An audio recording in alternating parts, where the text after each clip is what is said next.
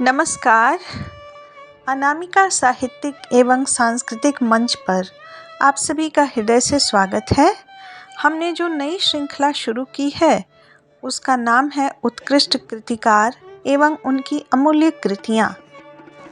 आज के उत्कृष्ट कृतिकार एवं उनकी अमूल्य कृतियाँ इस श्रृंखला में आज मिलिए पुनीत अग्रवाल और उनकी रचनाओं से। इनके पिता का नाम नरेंद्र कुमार अग्रवाल है।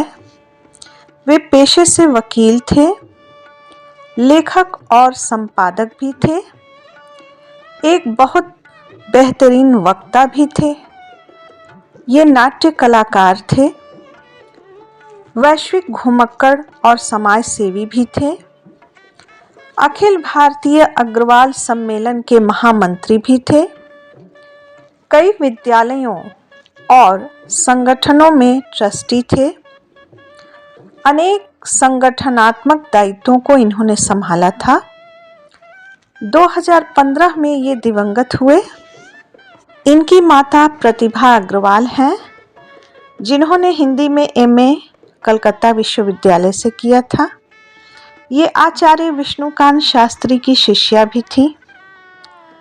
अल्पकालीन अध्यापन कार्य भी किया था। ये पश्चिम बंगाल कोलकाता में लेखिका भी रहीं। इसके अतिरिक्त साड़ी एवं कपड़ों की व्यवसायी भी थीं। प्रादेशिक अग्रवाल सम्मेलन की अध्यक्षा भी रहीं। 2015 में ये भी दिवंगत हो गई थी। पुनीत अग्रवाल जी का जन्म 20 जून 1968 में हुआ था। इनका जन्म बनारस में हुआ, पर सारा जीवन कोलकाता में ही बीता। इनका अध्ययन अध्यापन सब कुछ कोलकाता में ही हुआ। इनकी शिक्षा सेंट जेवियर स्कूल और कॉलेज कोलकाता से हुई। उच्च माध्यमिक में विज्ञान कॉमर्स के स्नातक रहे। IIM कोलकाता और सिम्बायोसिस इंस्टीट्यूट पुणे से प्रबंधन में सर्टिफिकेट प्राप्त है। इंडो जापान भाषा परिषद से भी सर्टिफिकेट मिला है। संप्रति ये मल्टी मोडल ट्रांसपोर्ट, अंतर्राष्ट्रीय फॉरवर्डिंग, शिपिंग और कस्टम क्लियरिंग का निजी व्यवसाय संभालते हैं। कार्गो प्रबंधन, नेतृत्व और व्यवहारिक रचनात्मकता एवं लॉजिस्टिक्स विषय में प्रशिक्षक हैं। ये उसी विषय में सलाहकार भी हैं। नागरिक कानूनी विषयों में खास रुचि रखते हैं। पूर्व काल में इनका हिंदी नाट्य संबंध संस्था अनामिका और संगीत कला मंदिर से मंच कलाकार के रूप में संबंध भी रखते हैं।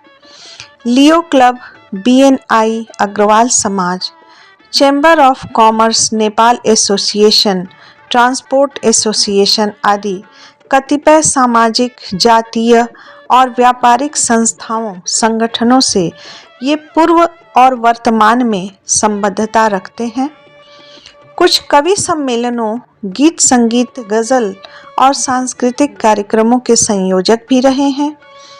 इन्होंने मंच संचालन का दायित्व भी बखूबी निभाया है।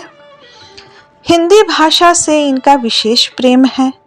पुस्तकों और कविताओं से अत्यधिक लगाव है। अनेक अंतर महाविद्यालय विद्यालय की प्रतियोगिताओं में इन्होंने प्रतिनिधित्व किया है। कुछ समाचार पत्रों और संगठनों की पत्रिकाओं में यदा कदा रचनाएं इनकी आती रहती हैं। संपादन भी किया है। कुछ समय के लिए अवैतनिक फ्रीलांसर पत्रकारिता भी की है। कविता सुनना, पढ़ना और लिखना मेरे लिए सिर्फ शौक नहीं, आत्मतृप्ति का माध्यम है। वे कहते हैं, कविता सुनना, पढ़ना और लिखना मेरे लिए सिर्फ शौक नहीं, आत्मतृप्ति का माध्यम है। अधिकतर स्वांतः सुखाय के लिए लिखता हूँ। कुछ अनौपचारिक कवि गोष्ठियों और अड्डा सेशनों में कविता पाठ का सुअवसर भी मिला है। अभी सोशल मीडिया पर कच्ची पक्की रचनाएं, तुकबंदियां, अभिव्यक्तियां पोस्ट किया करता हूँ। थोड़ा अलग और सजीव सोचने का प्रयत्न रहता है, पर अभी भी कविता का अदना सा छात्र भर ही हूँ।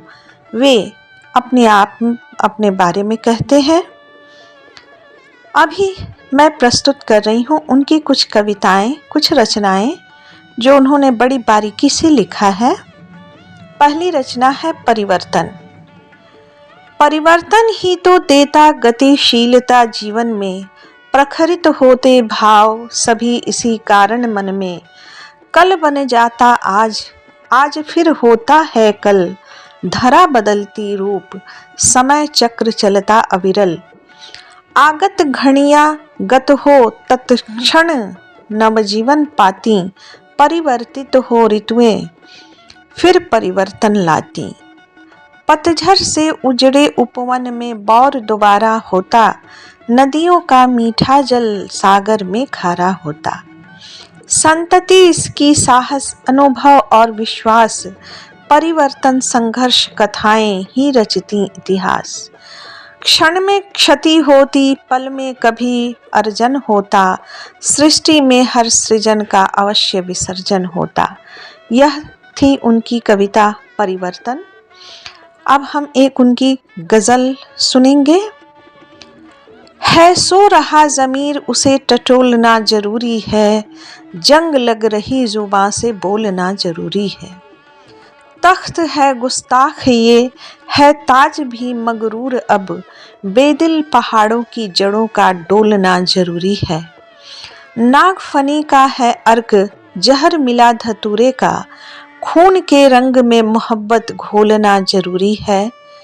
झूठे फरेबी दौर में हर आस्तीन खंजर ज़दा की गैरतें जिंदा बचें लब खोलना जरूरी है।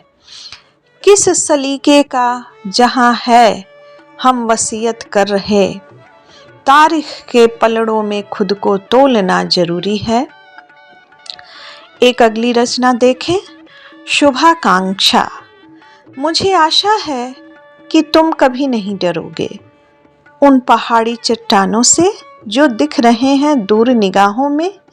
मुझे आशा है तुम समझौता नहीं करोगे चुनौतियों से बचने को या चलने को आसान राहों में। जीने के लिए संभव है जोखिम उठाना पड़े, कठोर चुनाव भी करना हो, पर जिंदगी के ये फैसले जरूरी हैं। जीने के लिए संभव है कि प्यार निभाना पड़े, वे कदाचित एक भूल ही हो, पर जिंदगानियां बिन प्रेम अधूरी है।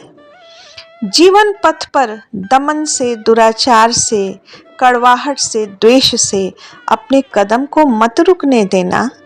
जीवन पथ पर भय से, भ्रष्टाचार से, बेबसी से विद्रोह करना अपने हृदय को मत झुकने देना। मैं मनाता हूँ जीवन के हर बार आए वे दिन, जब सुकून हो, तसल्ली हो, मंद हवाएं पंछियों का कलरव भी हो। मैं मनाता हूँ जब खुद भाग्य रचना हो मुमकिन, जब चैन और नृत्य में से चुनना तो उनमें तुम्हारा चुनाव उत्सव ही हो। एक और रचना विवशता। पुनीत अग्रवाल जी की एक अन्य रचना विवशता। आइए हम सुने। हमने जलाए दिल के दीपक तेरी खातिर, फिर भी मैं पा न सका विश्वास तेरा।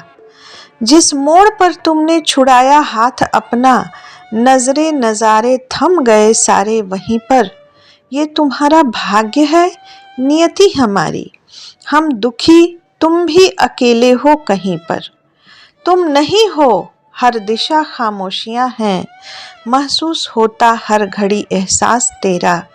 हमने जलाए दिल के दीपक तेरी खातिर, फिर भी मैं पा न सका विश्वास तेरा।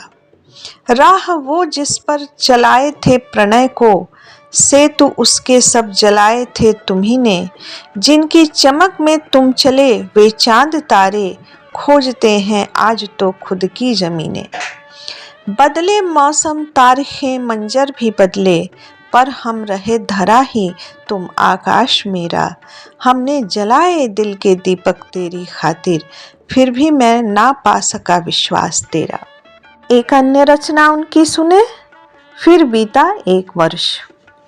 फिर बीता एक वर्ष यूं जैसे लहरें सागर की सागर को लौटती हैं, जैसे उंगलियों से फिसलती है रेत, जैसे खो जाते हैं सपने सारे सुबह के होते ही। फिर बीता एक वर्ष छोड़ गया कुछ यादें अपनी, रसना के भूले बिसरे स्वादों की मानिंद। कदम कदम पर नरम नरम, कभी नश्तर कभी मरहम, हरियाली भी वीरानी भी, सूरतें अनजानी पहचानी भी। कभी उबड़ खाबड़ राहें थीं, कभी थकी बुझी निगाहें थीं, कभी सूरज का उजियारा था, खुशी ने कभी निहारा था।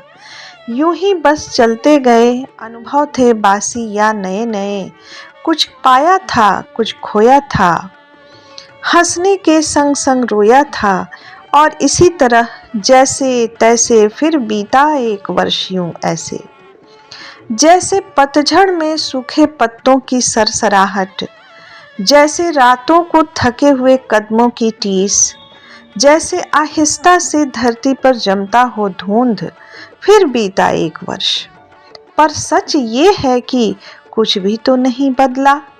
वही सपने, वही कश्मकश, वही इरादे, वही झुंझलाते मिजाज, वही झिझकते वादे, परिभाषाएं भी तो बिल्कुल वैसी ही हैं यथावत।